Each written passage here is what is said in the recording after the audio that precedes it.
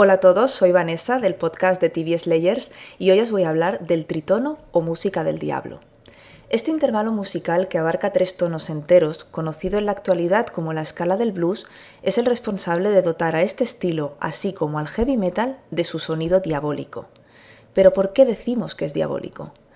En la Edad Media, la Iglesia sostenía que el tritono, el intervalo de la quinta disminuida, era el sonido que se utilizaba para invocar a la bestia. El sonido del tritono tiene un importante componente sexual y la reacción que provoca en el cuerpo, el deseo carnal, fue el motivo principal que les llevó a prohibirlo terminantemente. Creían que el diablo se colaba en la música a través de este intervalo. En el auge del barroco, este intervalo empezó a aceptarse, aunque solo podía usarse de manera controlada. Fue a partir del siglo XIX cuando los compositores empezaron a utilizarlo con total libertad. Y la cabeza visible fue Wagner, responsable de reestructurar la orquesta, cargando tanto los bajos que cuando sonaban hacían temblar las paredes. La música clásica oscura, poderosa y pesada de Wagner, esta base del tritono, tocado con instrumentos eléctricos, un fuerte sonido de bajos y percusión, amplificados y distorsionados, forman el núcleo instrumental del heavy metal, la representación más clara en nuestros días de aquella música diabólica que fue prohibida en la Edad Media. Aunque el debate no está cerrado, muchos pensamos que fue Tony Iommi, guitarrista y fundador de Black Sabbath, quien allá por 1970 se sirvió de este sonido para crear con su guitarra los primeros riffs de verdadero heavy metal. Pero esto ya es otra historia. Muchísimas gracias, Vanessa. Y sed todos bienvenidos al capítulo XXV del podcast del Búho.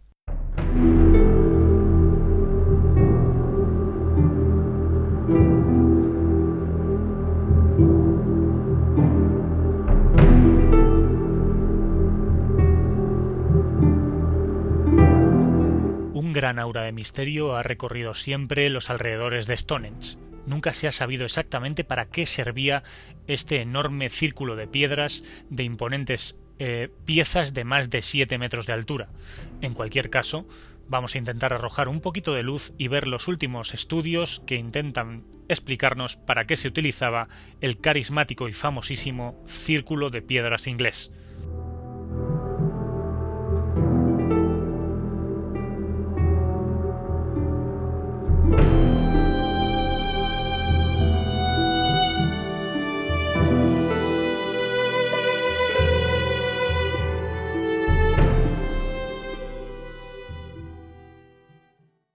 Stonehenge es un enorme círculo de piedra prehistórico de unos 30 metros de diámetro y conformado por una serie de círculos concéntricos.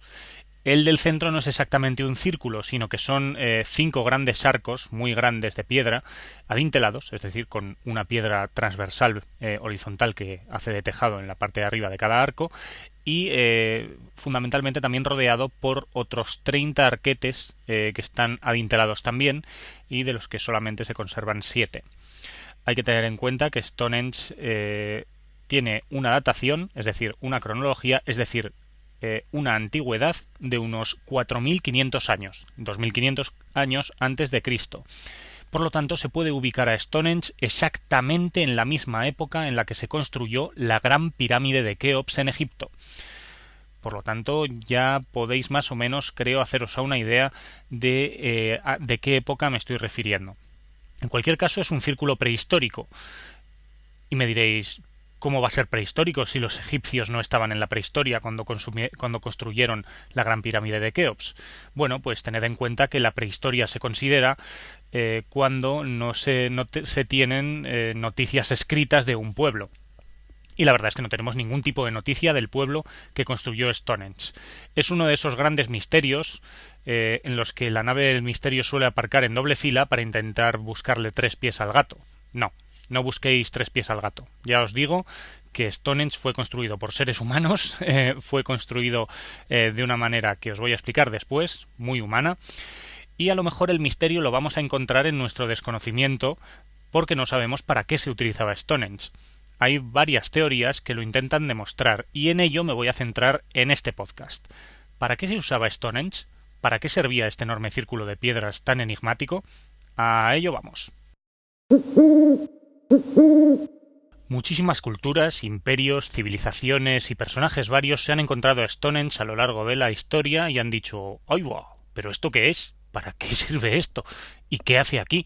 Bueno, pues bastantes civilizaciones le han intentado buscar una explicación a qué era Stonehenge, teniendo en cuenta que a lo largo de 4.500 años ha llovido mucho y ha pasado mucha gente viendo estas enormes y enigmáticas piedras. Por lo tanto, hay explicaciones variopintas a más no poder.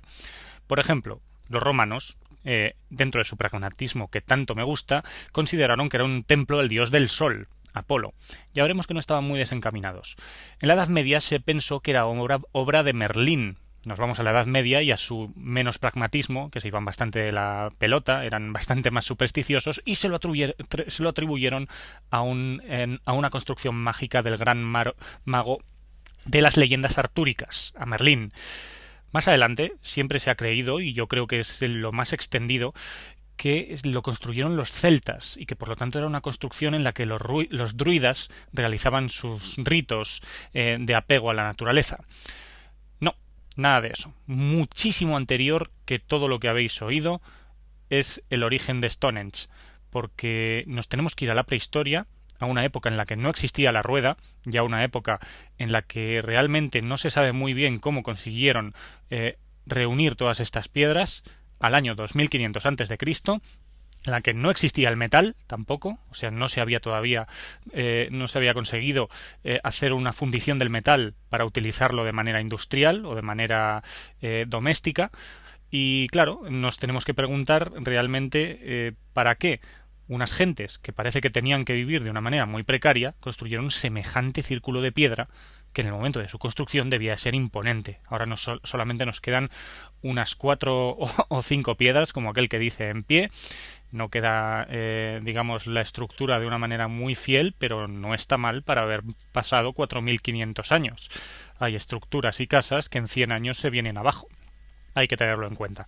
En cualquier caso, vamos a intentar buscar y vamos a irnos a la ciencia, no a la pseudociencia, vamos a irnos a la ciencia para buscar para qué sirvió Stonehenge, o por lo menos para hacernos a una idea.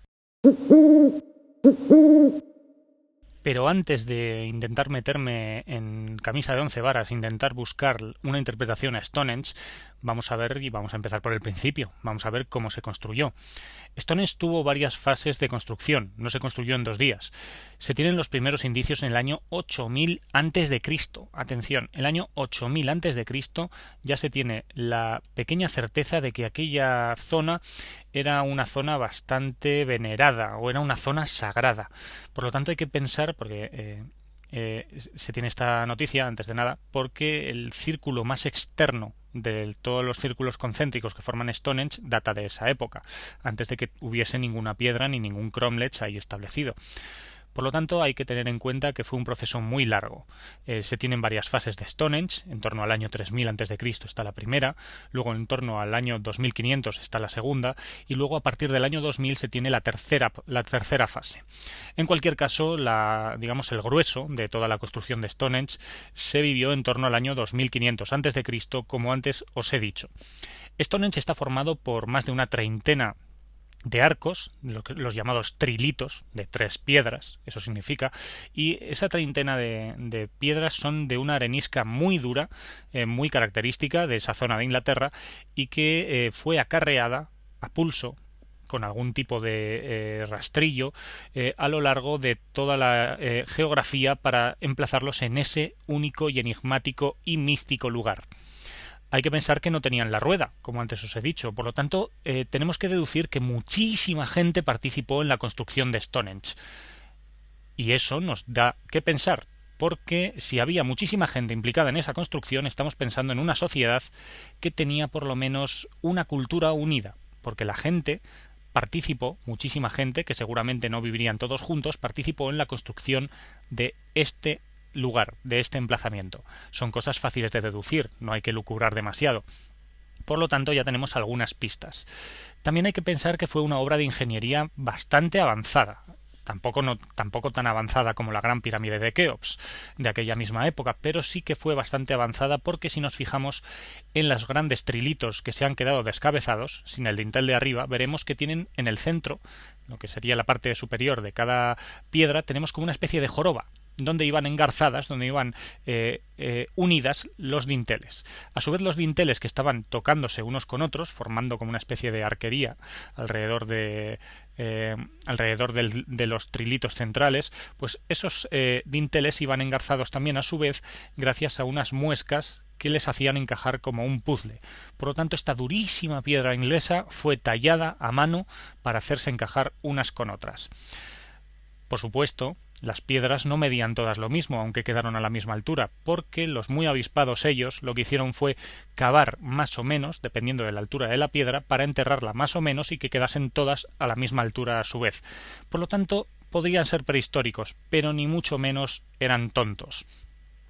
Y bueno, ahora, explicado esto, tenemos que intentar buscar para qué se usaba, para qué tanto esfuerzo para hacer este enorme vestigio de la Edad de Piedra. Bueno, pues vamos a meternos, como ya he dicho antes, en camisa de 11 varas y vamos a buscar qué es o cómo los actuales arqueólogos e historiadores han buscado la interpretación a esta mole de piedra tan característica del sur de Inglaterra. Observatorio astronómico, centro de fertilidad, cementerio. Ha habido bastantes interpretaciones de Stonehenge, porque todas se basan en cosas que nos muestra el propio monumento. Se cree que era un observatorio astronómico porque estaba alineado con la salida del Sol. El eje de Stonehenge, quiero decir, estaba alineado con la salida del Sol en el solsticio de verano. Por lo tanto, habría que pensar que tenía algún tipo de valor para observar las estrellas o por lo menos predecir las estaciones del año. Otra interpretación, el templo de la fertilidad, pudo ser precisamente porque siempre la salida del sol, tradicionalmente, y si nos fijamos en los actuales pueblos primitivos, de los cuales podemos comparar sus ritos, pues podemos ver que la fertilidad tiene mucho que ver con el solsticio de verano. También lo de cementerio puede ser una opción, porque se encontraron restos humanos enterrados en las primeras excavaciones que se realizaron en Stonehenge en los años 20 del siglo XX. Y estos restos eran como una especie de fosas cavadas alrededor del círculo externo de Stonehenge y que contenían huesos calcinados. Parece ser que podía haberse utilizado como lugar de enterramiento, pero se ha podido saber gracias a la datación por carbono 14, que estos huesos, estos restos calcinados óseos, fueron solamente enterrados ahí en un lapso de 500 años, nada más. Y además solamente hay 240 personas diferentes. Me da que pensar que a lo largo de tantísimos miles de años solamente 240 personas hayan sido enterradas ahí, siendo que seguramente cientos, si no miles de personas a lo largo de los años construyeron Stonehenge. Con lo cual no os he dicho nada, aún no os he dicho qué posible interpretación podría tener Stonehenge, por lo menos una científica y con mucho peso. Vamos a intentar buscar, a ver, pues sí, encontramos a un tal Mike Parker Pearson, un arqueólogo inglés, que últimamente, en los últimos 5 años, ha estado trabajando bastante para descubrir qué interpretación tiene el círculo de piedras de Stonehenge. Vamos a conocer a Mike. ¡Ánimo! Me vais a perdonar porque he sido un poco malandrín y os he ocultado un dato bastante importante que nos va a ayudar a interpretar Stonehenge. Y es que muy cerquita de Stonehenge, a unos 3 kilómetros al noreste, existe una estructura muy similar a la de Stonehenge. Fue descubierta en el año 1925 y se ha dado en llamar Budenge. Lo que pasa es que la diferencia es que Budenge estaba construida de madera. Bueno, su propio nombre lo indica, Stonehenge estaba hecha de piedra, mientras que Budenge estaba hecha de madera. ¿Cómo se sabe que estaba hecha de madera? Bueno, en realidad quedan únicamente los círculos, los agujeros en la tierra que servían para insertar los 160 enormes troncos que constituían esta estructura. Por lo tanto, ya tenemos una pista en la cual se ha basado el anteriormente citado Mike Parker Pearson, el arqueólogo encargado en los últimos años de excavar la zona, para interpretar este curioso complejo que tenía estos dos templos o monumentos de índole, parece ser, religioso. Parker Pearson ha excavado en zonas que hasta ahora no se habían excavado. En torno al año 2005 hizo un hallazgo bastante interesante, y es que hasta ahora se sabía que Budenz, el círculo de maderas, estaba rodeado por un perímetro muchísimo más grande que el de la zona de Stonehenge, y los arqueólogos un poco obcecados habían excavado siempre dentro, o sea, justo al lado de Budenz, sin encontrar nada que podría ser o pudiera ser ilustrativo sobre la interpretación que darle a este círculo de madera. Parker Pearson excavó un poquito más lejos y encontró algo bastante interesante. Encontró bastantes casas, restos de habitación, restos de hogares, y vio que la gente vivía en torno a este gran círculo de madera. Algo muy curioso, dado que no se había encontrado ningún tipo de casa o de estructura de habitación o de vivienda en torno a Stonehenge, el círculo de piedra. Por lo tanto, Parker Pearson le dio un poco a la cabeza y se dio cuenta de que posiblemente esto se debía a algo ritual. Como ya habíamos dicho que se habían encontrado restos de funerarios en torno a Stonehenge, Parker Pearson ha pensado en Stonehenge como una especie de ciudad de los muertos, frente a Budenz como una especie de ciudad de los vivos, y justamente estarían separadas por una especie de franja de la misma época, una especie de franja o de foso que separaba las dos ciudades y que se llama el cursus. En principio, este cursus, que justamente separa dos territorios, se creía que lo habían construido los romanos para hacer carreras de cuadrigas, pero ya me diréis para qué en medio del campo los romanos se iban a ir a celebrar carreras de cuadrigas, porque, como ya os he dicho millones de veces, eran unos tíos muy pragmáticos, no tenía mucho sentido. Parece ser que por la aparición de diferentes herramientas que han aparecido en el cursus, se sabe que es de la misma época que Stonehenge y que Budenz, que también es del 2500 a.C. Por lo tanto, resumiendo y haciendo un poco de orden, tenemos una ciudad de los vivos, no se ha encontrado ninguna tumba al norte del cursus, y una ciudad de los muertos al sur del cursus, donde tenemos la ciudad de Stonehenge, la, entre comillas, ciudad de los muertos. Tenemos, por lo tanto, ya algo estructurado, ya tenemos la base para pensar en qué pensaba esta gente cuando construyó estos círculos de piedra y qué significaba su construcción. Durante sus excavaciones en el año 2005 y siguientes, Parker Pearson encontró un dato bastante curioso, y es que en la ciudad que había en torno a Budenz, el círculo de madera, no encontró signos de agricultura. Esta época es el Neolítico, ya llevaba la agricultura unos milenios descubierta. La gente era agrícola y se asentaba en los mismos lugares, apenas se movía de su pueblo, ya que alrededor tenía los campos de cultivo que les daban de comer.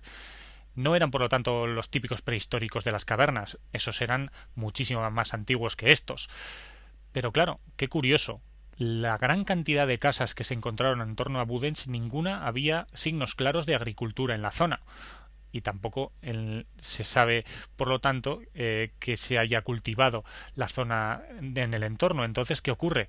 Oh, Dios mío, eran extraterrestres, no comían. No, ni mucho menos. Hay que pensar que entonces que Budenz era un lugar de reunión.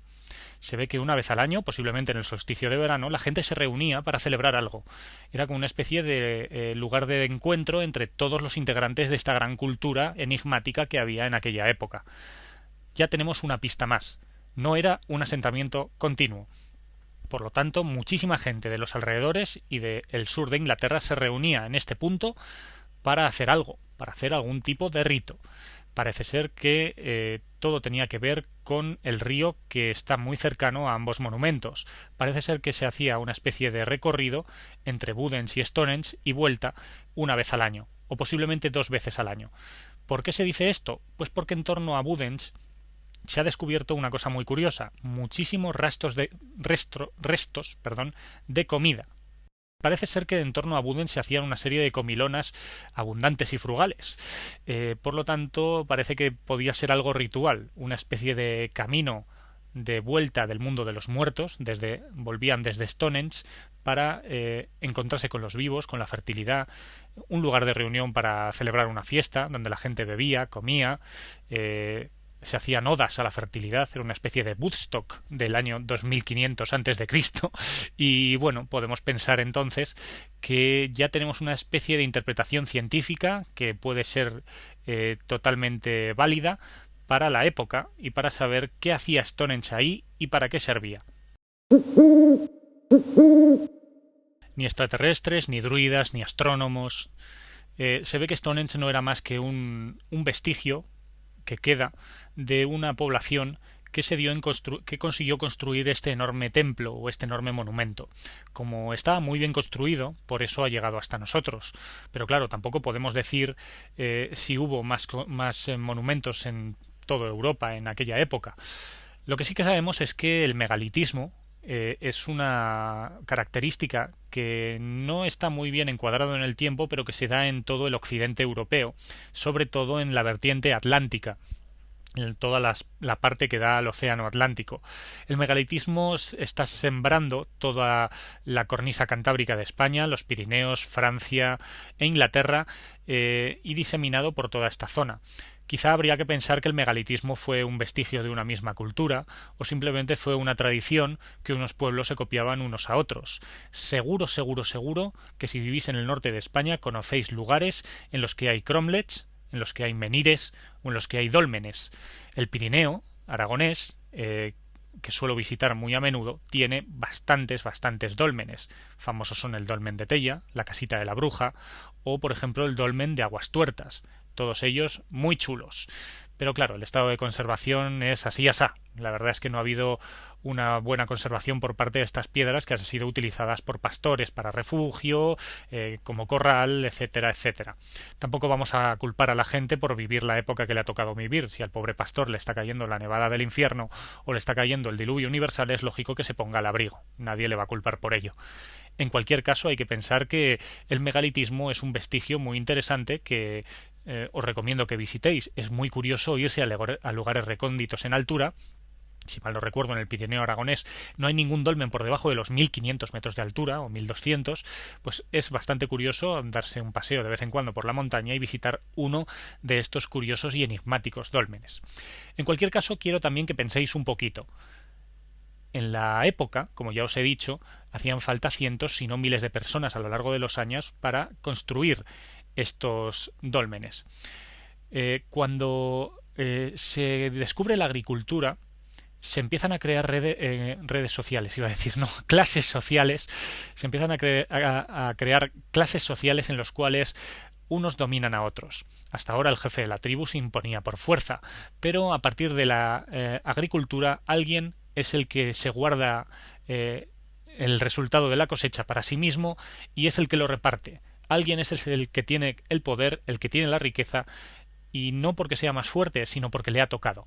Estamos empezando a ver que Stonehenge fue construido por mucha gente, quizá por mandato de otra, no se sabe. Los historiadores marxistas, que los ha habido sobre todo a lo largo del siglo XX, te dirán que eso es una de las primeras vistas o vestigios de la lucha de clases, el hecho de que el megalitismo fuese construido por gente que eran los primeros obreros de la humanidad. Hay otra gente que piensa que los devotos de cierta religión iban y colaboraban para construir el templo a los dioses o a los muertos, o vete tú a saber a qué. En cualquier caso, pensad que si la gente se reunía para construir grandes monumentos era por algo. Vete a saber si por miedo a los dioses o a sus jefes o por devoción. En cualquier caso, vemos que el ingenio humano no tiene límites y que las religiones quizá fueron el primer impulsor de la imaginación humana, muy a mi pesar. No soy muy religioso. En cualquier caso, lo dicho, la importancia de Stonehenge es innegable dentro de la historia de la humanidad.